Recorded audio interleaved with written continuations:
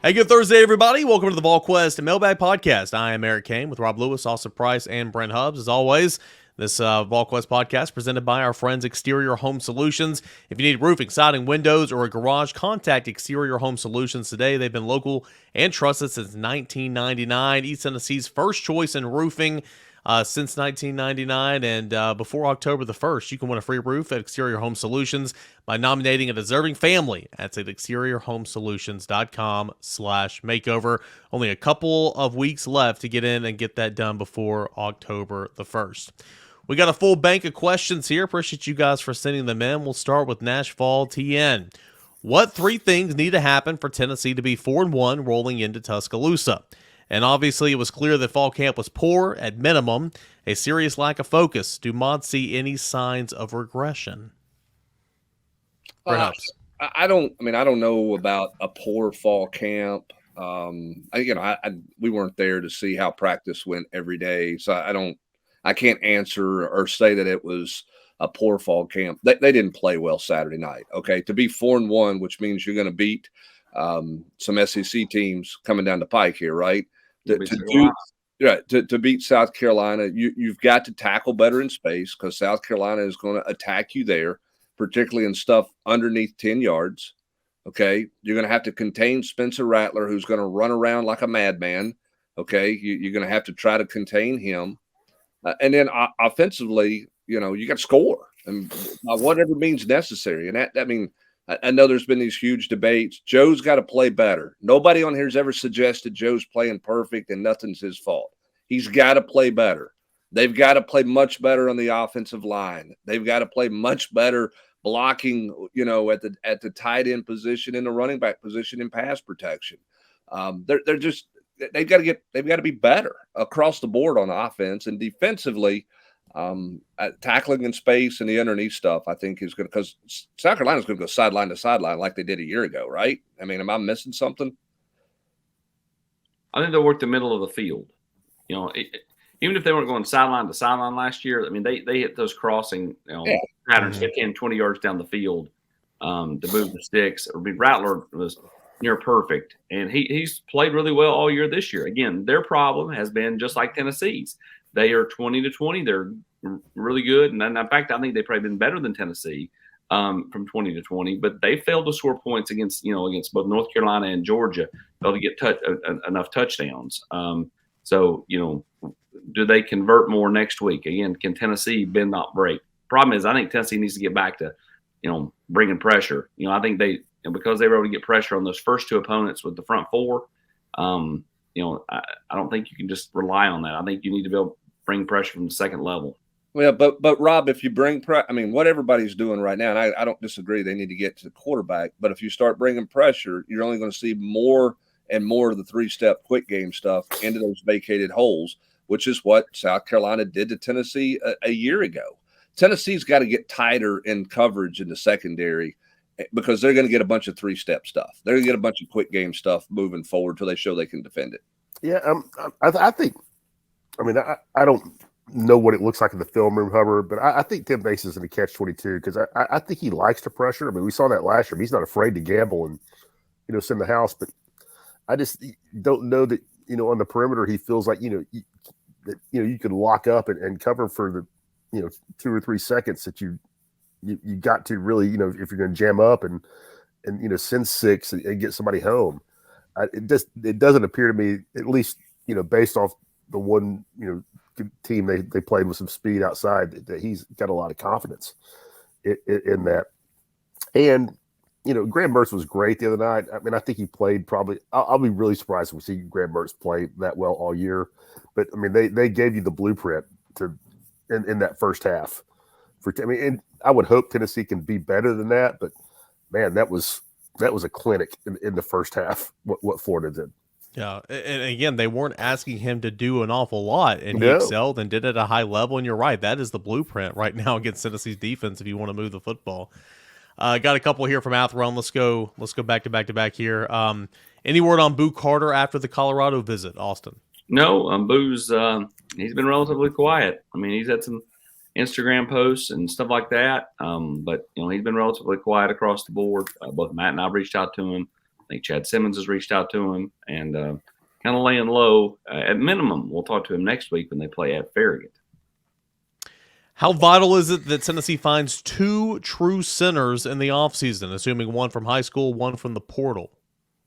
I think they've got a true center on their roster that they think's got a chance to be a good player in Bison Lang.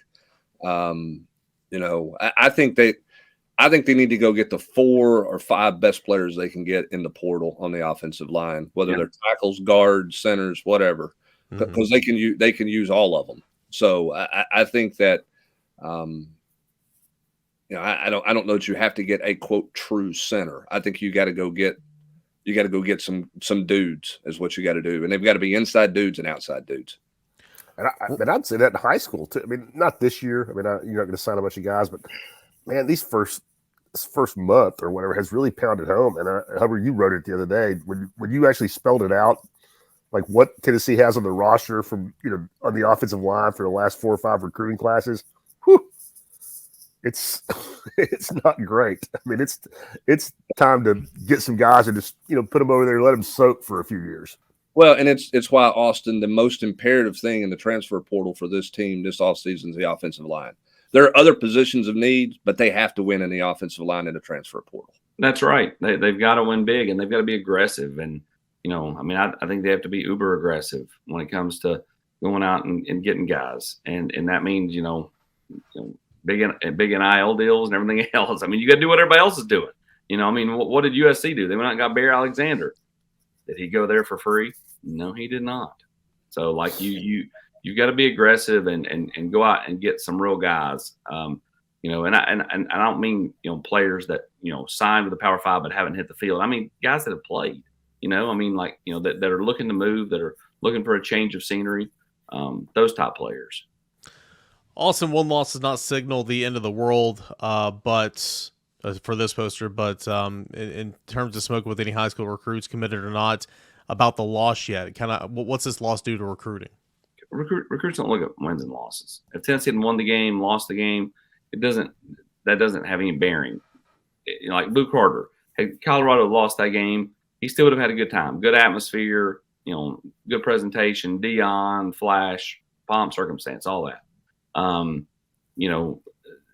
That's still going to be the case here. And when they roll it down next week, it's going to be a great atmosphere for South Carolina. Now, with that said, a run on losing, I think, could have an impact. But again, that's why I think next week is the most important game that Heupel's coached since he's been here, because last year there were no expectations in a lot of ways.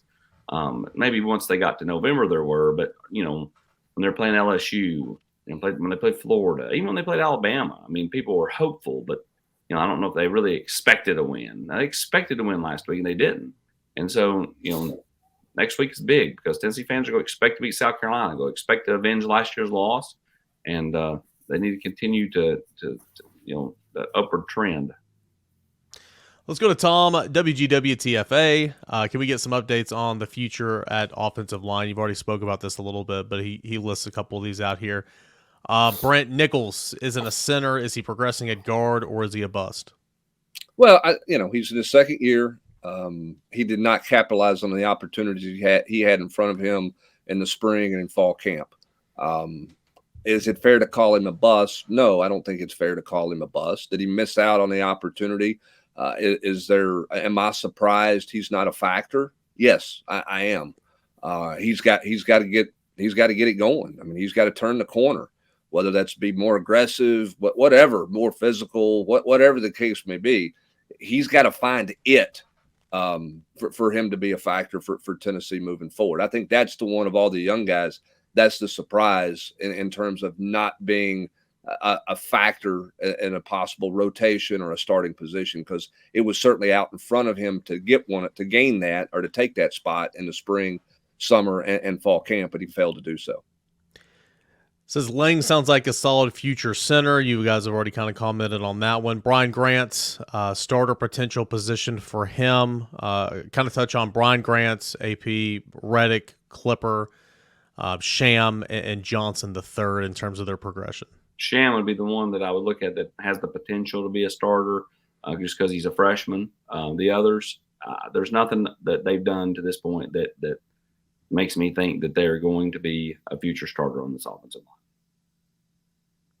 Said in Monday Night Chat that Tennessee will be maybe Messiah Reddick, maybe. Said in the Monday Night Chat that Tennessee will be taking up to 4 offensive linemen in the transfer portal. So who, if any, guys on the current roster does Tennessee staff like? Okay, so you've already mentioned a couple of these guys that Tennessee likes on the offensive line right now that has potential. Sham, Bison Lang, obviously the guys who play this year, but that will return. There's only a couple of them.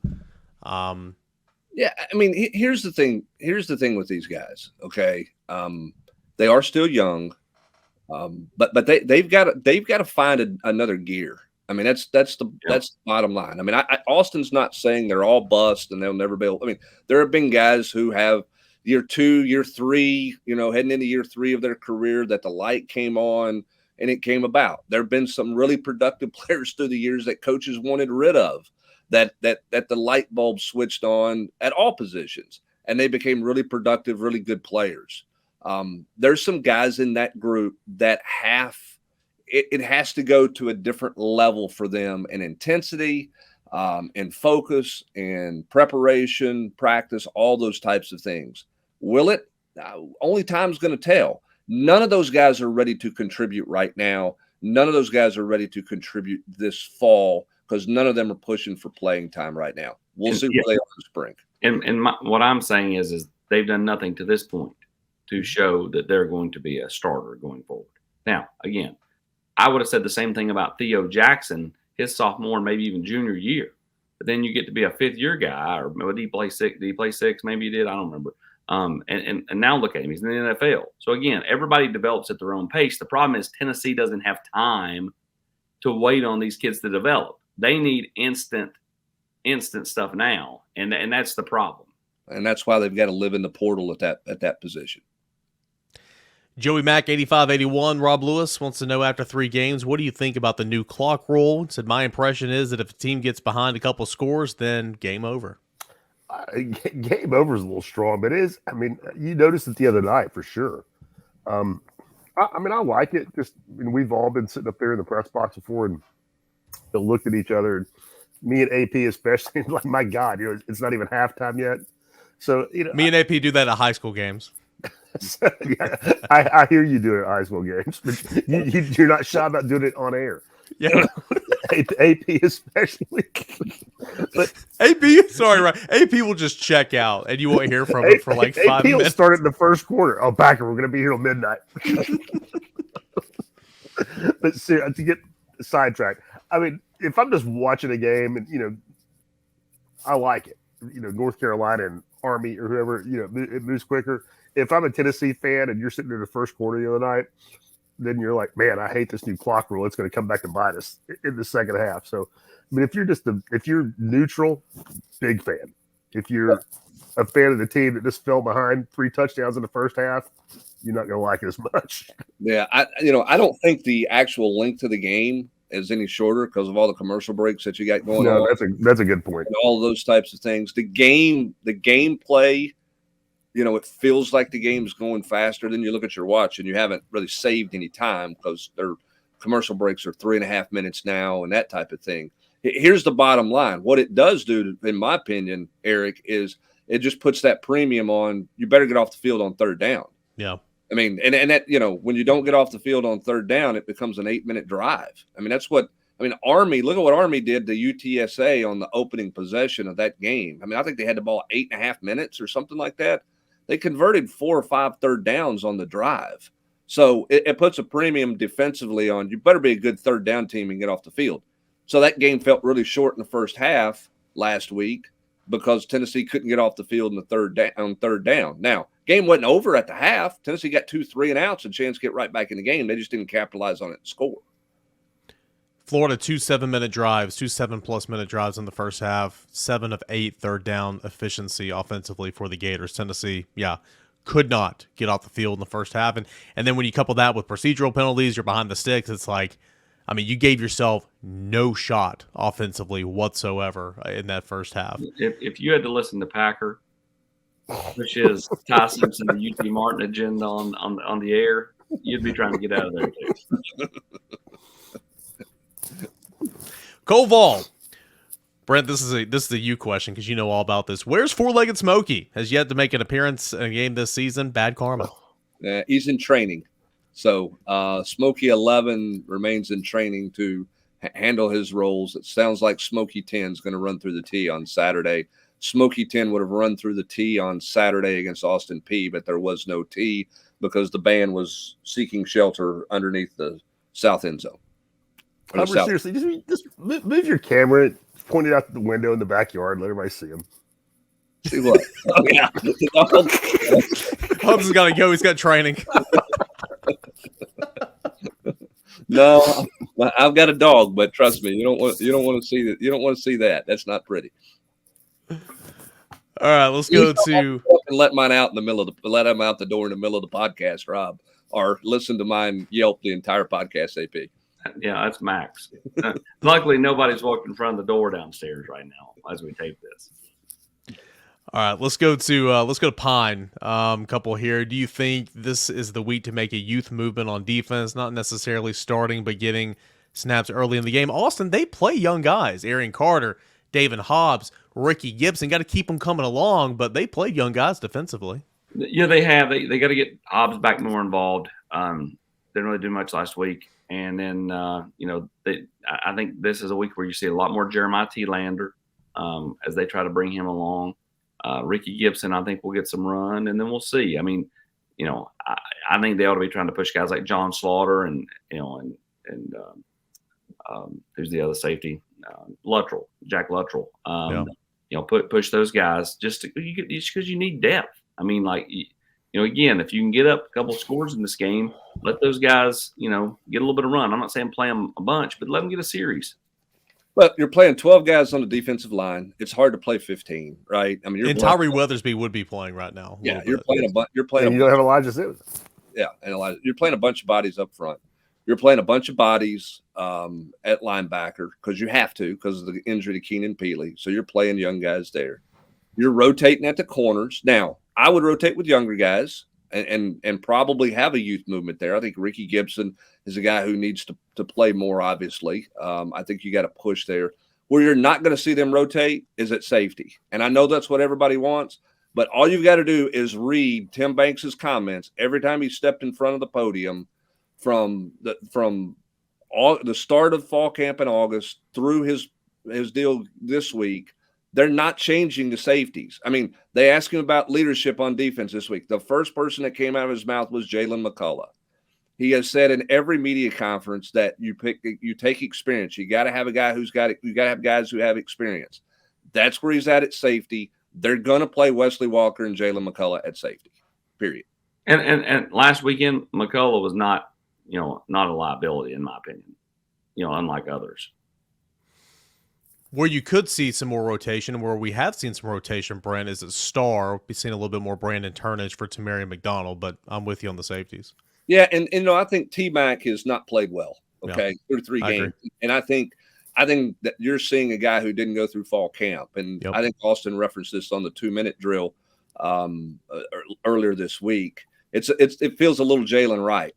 Jalen Wright struggled early last year, not just with fumbles, but he didn't see it very well. He was the guy who didn't go through 11 on 11, didn't get the contact, and it showed up. And I think T-Mac is dealing with that right now, which is why you wonder about Cooper Mays. Do you try to get him on the field this week to knock off some rust? I know he's played a ton of football, but there's certainly some rust there. Do you do that before South Carolina? Speaking of that, the second part of Pine's question before we hit a reset here. Do you see this lineup on Saturday on the offensive line? Left to right, Campbell, Carrick, Mays, Spraggins, Mincy. It's a long week, Eric. It's a long week. So we'll see on Gerald Mincy. It's a long week, AP. It's a long week. Yeah, I think Mincy plays. It's a long week. And we'll see on Cooper. Again, it's up to Cooper. My biggest question, what do you guys think? When Cooper's back, what happens to left guard? I mean, does he stay there? He stays there. It's not a competition with him and Ollie. No, Ollie's not played left guard as Hubs. Well, I know, but he's played it a lot in his career. And the offensive line coach is a big fan of Andre. I think you could see some rotate. You could see a potential rotation there if Cooper is back healthy. I think you could see Ollie being a bit of a swing guy. Yes. I don't think Cooper's going to step back in whenever he's back in the starting lineup and necessarily be ready to play 60, 65 snaps a game. And that's where you are right now offensively, 63 and 65. EC had that one in the holster. Yeah, so you might rotate there some. I think you're going to rotate and get Ollie Lane some work back at left guard and kind of build some, try to build there in case, you need to move. I mean, and need to rotate there a little bit. Again, I know they want to play a bunch of guys. Who are your five, right? And if you get Cooper Mays back, you got to sort of figure out who your five are, and you may rotate some, but you got to get a little bit going. I think Mincy's, he can't be a bonehead. I mean, he's got to do the right things, but I think that's who they want to play at right tackle, or at least split that time. I don't think they want Crawford out there for the entire game at right tackle, but that's up to Mincy, man. I mean, you can't do the stuff you did last week. I mean, it's been 2 years of that too. You just can't do that. I mean, you're either in and committed with your teammates or you're not. Okay. And you've got to be more locked in, and you've got to be more about your team and do the things you're supposed to do. Already 2 name drops on this program, that being Mark Packer. 3 would be way too much, but let's just go ahead and go down that road. Let's let Mark Packer tell us about our friends over at Exterior Home Solutions here on the Volquest Mailbag Podcast. It's one of those phone calls that you hate to get from your kids. Hey, Dad, a tree fell on my house. Well, we got that call a couple of weeks back from our daughter at her house here, and the first call that I made was to Exterior Home Solutions. The peace of mind that they gave me and us as a family when they came out here and came up with a plan, got us connected with the right people, is absolutely priceless. Use the same people that I use. In that time of need, Exterior Home Solutions.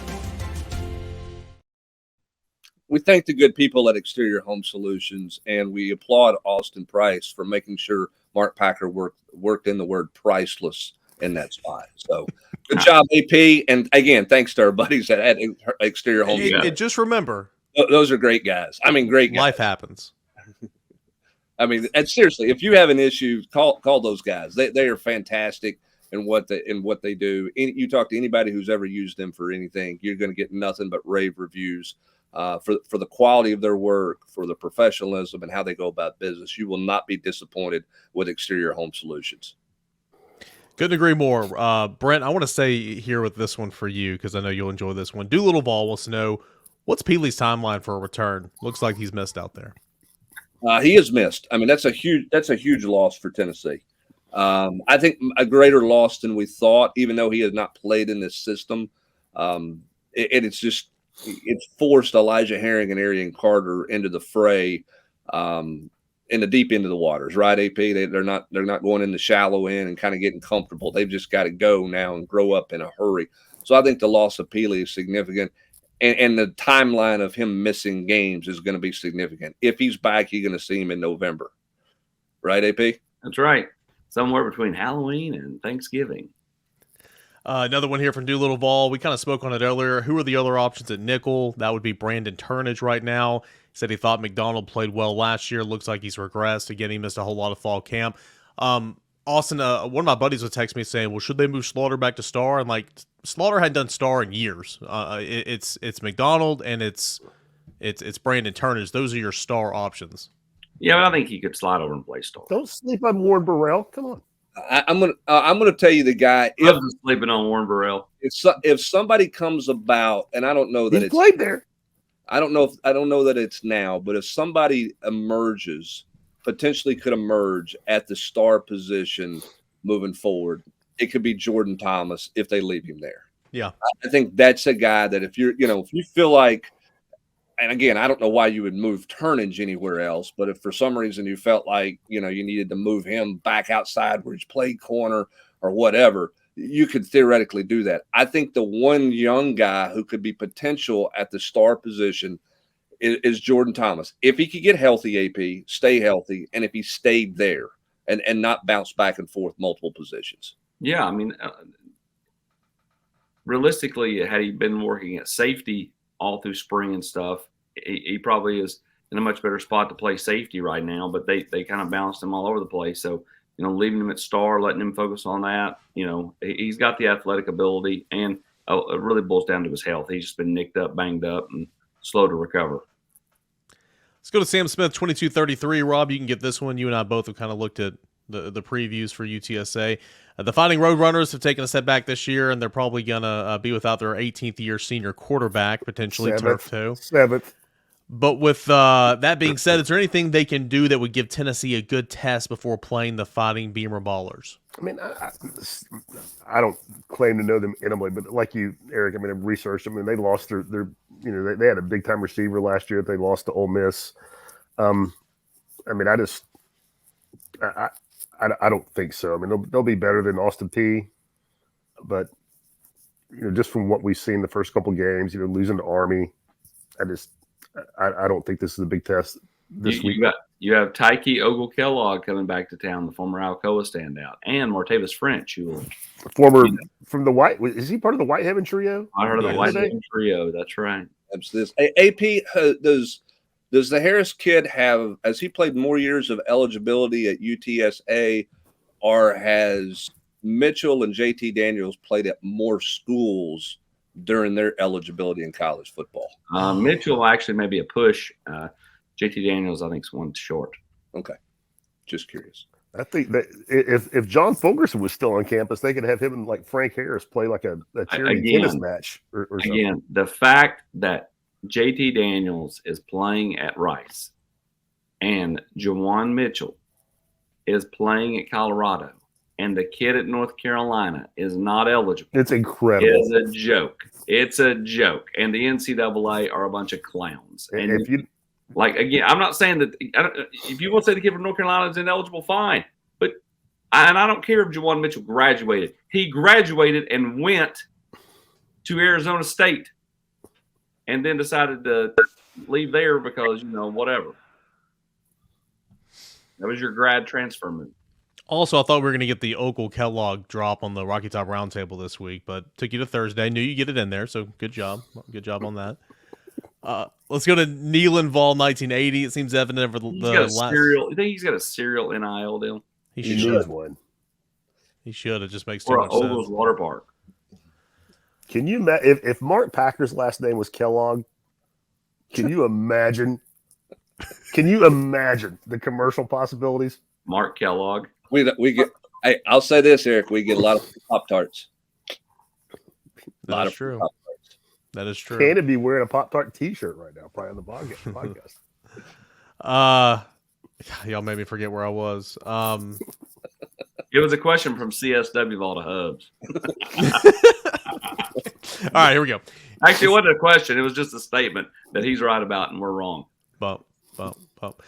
It seems evident over the last 2+ seasons that there is a drop-off in offense when Cooper Mays isn't on the field. That leads me to two questions. Since missing some of this season, is it more likely Cooper will use his COVID year and come back next season? That's question one.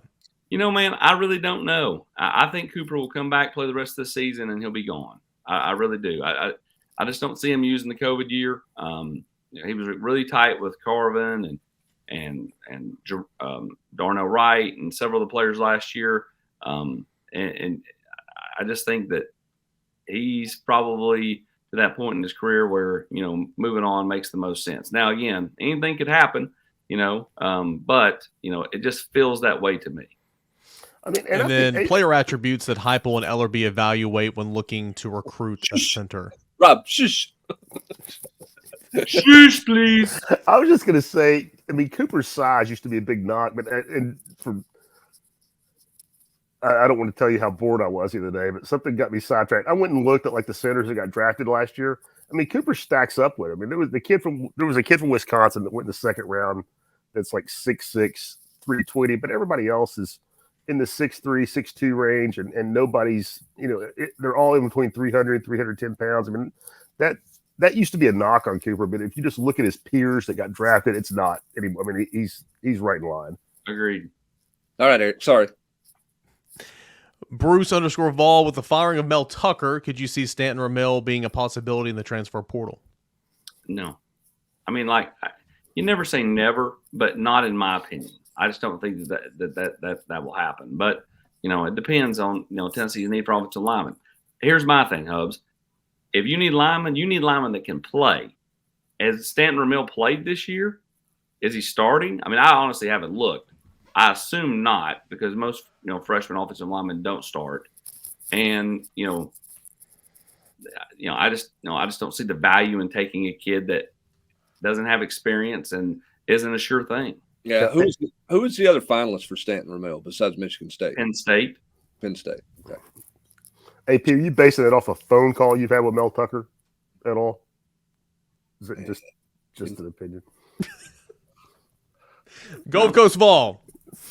No Would pick. Joe running more help this offense get going? He doesn't seem to have the ability of making guys miss like Hendon did, but he is big and reasonable speed once he gets going. Does it look like some of the plays being called likely offer a run option for him, but he's choosing to hand the ball off or pass instead? Does Tennessee want him to run some? I don't know if he's got option on some of the zone reads, like on the 4th and short. Somebody had asked that earlier. I think it's a good question, because if you look at the replay of that, it looks like he could go out the backside for a first down with the way the end crashed. But I don't know what the play call or what the option is there. He's not going to run like Hendon Hooker. But yeah, I mean, I think that's something you have to look at. I don't think you run and getting beat up, Austin. I think you have to pick your spots in big games.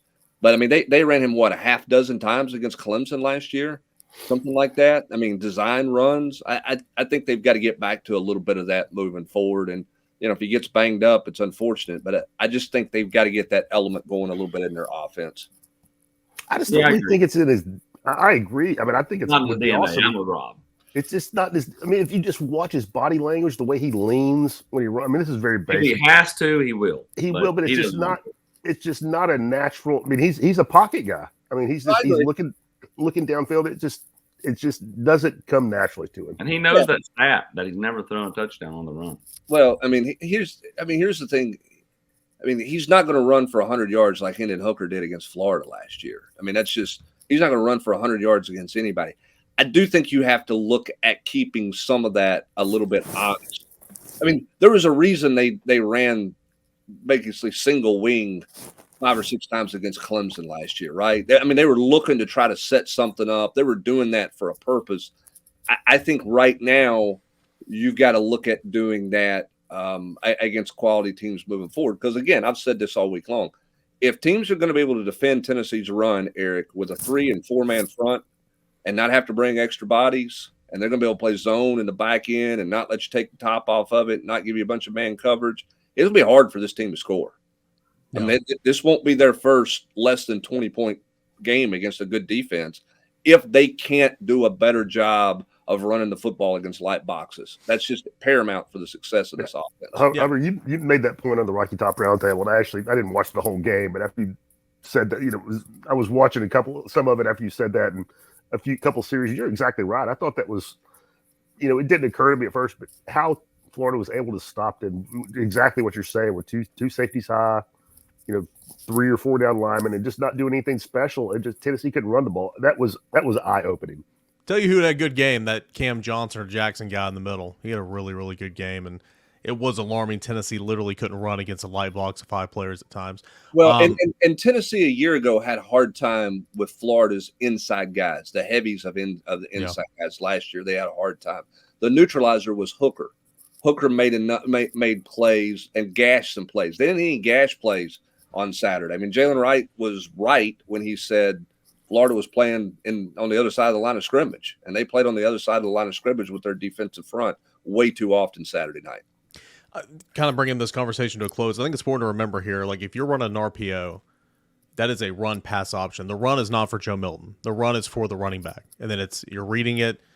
You can give it, or you can pull it out and throw it to the perimeter. That's a run-pass option. The zone read, I mean, unless you're calling a keep or a straight give, a zone read has an option every time. Yeah, and I just don't know how they call that. Like exactly. I don't have any idea if on the 4th and 1 where Jalen Wright was stuffed. I don't have any idea if there's a read call on that. I mean, they had the same play, got stuffed basically against Virginia. And let's be real, that's a dumb play call on 4th and 1. I mean, the same play got stuffed against Austin Peay. I don't know if he has a read off that. I need to ask and find out, because I don't know if that's his decision, Joe's decision, or if that's a straight give. You're handing it off there because that's the call. I don't know the answer to that question. Last question. We'll go to Vol 124. Said Florida's quarterback had success every time he rolled out to his right. Who's responsible for the containment? Guys, this essentially can change on a certain play, but typically it's the end man on the line of scrimmage, so it's that end, or it can be an outside backer at a point in time. But also, when the quarterback's rolling out, a lot of times the field shrinks, so that backer can come down and get the quarterback. It just kind of depends on what you have called and everything, but typically the end man on the line of scrimmage. Yeah, I think there was times Tennessee's the Leos and the defensive ends there got a little loose, lost some contain, didn't play it exactly the way they were supposed to in their fits. Maybe that was because of the jet sweep and some of the eye candy that they got pre-snap. Maybe they just didn't play it real well. But again, I don't know. I'm with you, Eric. I don't have any idea on every call. I don't know if the linebacker is supposed to wrap outside there. I don't know exactly what the calls are. So there's not a black and white answer to that question because it depends on what you're doing schematically. A lot of great questions here this week on the Volquest Mailbag Podcast. Appreciate you guys for always sending them in every single week, and we get it here on a Thursday morning. Big thanks to Exterior Home Solutions for making this coverage possible.